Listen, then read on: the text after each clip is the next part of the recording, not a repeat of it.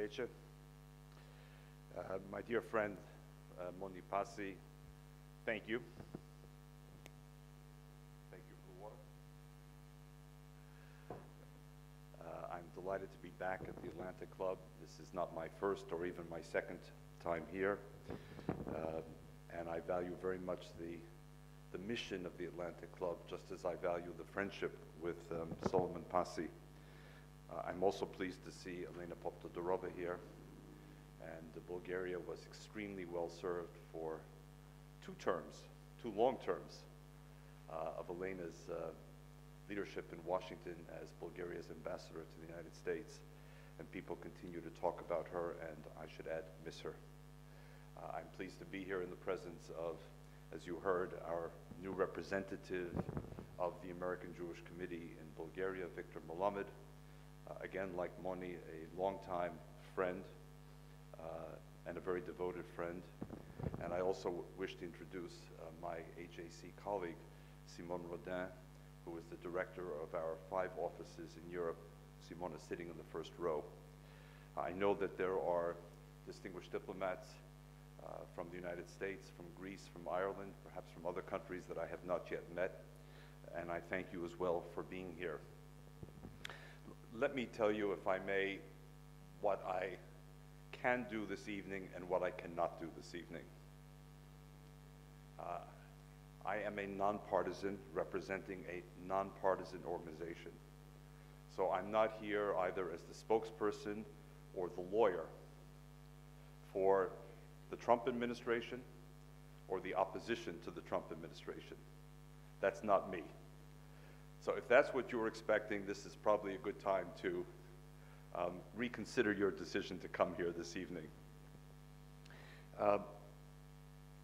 I'm here rather to try and think out loud with this distinguished group here in Sofia where the United States is today, where its foreign policy is going, and what, at least in our perspective, are the implications of this, shall we say, seismic change that occurred first on the night really of November 8th, 9th, the election, and then January 20th of this year, which was the inauguration of the president.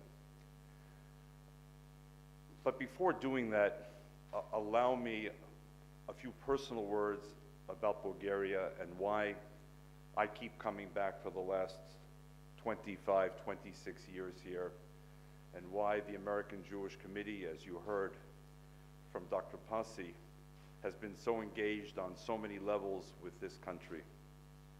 And for me, there are really two reasons. The first reason is because I grew up in a home that was fiercely anti-communist. My mother and her family were refugees from the Soviet Union. They were among the last able to leave Stalin's Soviet Union. And growing up, I was raised in an atmosphere which was not hospitable to the countries behind the Iron Curtain and their systems. And so when the dramatic events of 1988, 89, 90 occurred, it was obvious to me that this was an extraordinary defining moment in history. Not just a passing moment, a defining moment, where we would be able to help shape the future direction of global affairs, and at the same time, in a way, define ourselves in reaction to those events. In the interim between being born into that home and those fateful years, I had lived for some time in the Soviet Union. It was a very rare occasion for an American outside the diplomatic community, David. I was a teacher in a Soviet school, такой спецшколе, in a special school in Moscow, school number 45, on a US-Soviet exchange program. And during those months that I taught in the Soviet Union, I came to see firsthand what I had learned at home.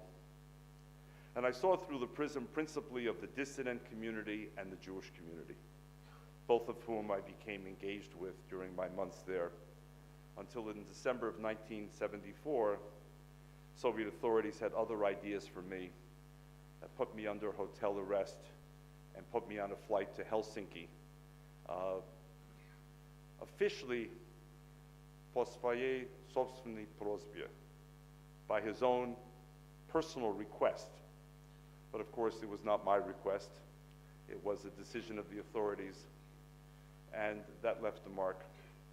I had also been an exchange student in Cluj, in neighboring Romania, where, oddly enough for a young American at the time, I was in the faculty of, quote, scientific socialism. It was quite an experience for me. So when the events of the late 80s, early 90s occurred, to me it was absolutely clear that we needed to mobilize, and I'm proud to say the American Jewish Committee was among the very first NGOs, among the NGOs to do so. And the other reason for me and my attachment to this country, of course, has to do with Jewish history. And in particular, what will be marked next year, 2018, as the 75th anniversary of what has come to be known as the rescue of Bulgarian Jews. Now, I'm fully aware that Bulgaria was on, if you will, the wrong side of the war. I'm fully aware that Bulgaria did not rescue every Jew under its authority and control. But given the experiences and options of the Second World War, along the moral, if you will, spectrum, I would argue that the actions of Bulgaria were among the few bright moments in an otherwise dark, dismal picture. And for me, as a Jew, it is something I will never forget. In the Jewish tradition, we are taught zachor, a Hebrew word which means remember. Lo tishkach, do not forget. And as a Jew, I take those commandments seriously. We will always remember what this country did in 1943 for the majority of its Jewish population. Hence, the American Jewish Committee's interest in NATO, in the European Union, Elena and Jackson Vanik, even before, in the Bulgarian nurses in Libya, etc., etc., etc. That's why I'm here. So what can I share with you about the new era in American foreign policy? Well, maybe one way to frame this is last month, as we do each year in New York, when world leaders come to the UN to open the General Assembly, and while they open the General Assembly, they shut down traffic, making it impossible for anyone to move. We had 74 separate private meetings with world leaders, including the Foreign Minister of Greece, Foreign Minister Kotsis, and many other leaders. Let me summarize, if I may, the reactions from those 74 meetings as best I can in 3 points. Point number one from many, not all, but many if not most of the leaders. We need American international engagement. We need American international leadership. We know that America cannot be everywhere in every place at all times. We know that America cannot be the world's policeman, but we also know that absent American leadership, the liberal international order, which was built so painstakingly and so effectively in the months and years after the Second World War, led by President Harry Truman and his particularly far-sighted Secretary of State, Dean Acheson, the authors of the Truman Doctrine, the authors of NATO, those who presided at the opening of the United Nations in San Francisco, the Bretton Woods agreements. Go down the list. That liberal international order is at risk. And only the United States has the capability and the power, does it have the will today, in order to help preserve and protect and expand, and as necessary, improve upon that liberal international order. And they added, if the United States loses interest, becomes distracted, turns inward, then it's obvious that vacuums will be created in the global community, and those vacuums are as likely as not to be filled by nations that do not share the same value system as the United States or the same commitment to that liberal international order.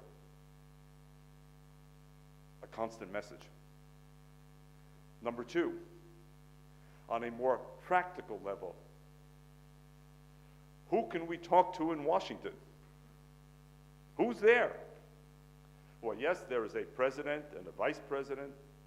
There's a national security advisor, a White House chief of staff.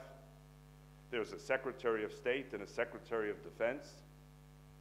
But most diplomats and many of their leaders don't on a regular basis talk at that level.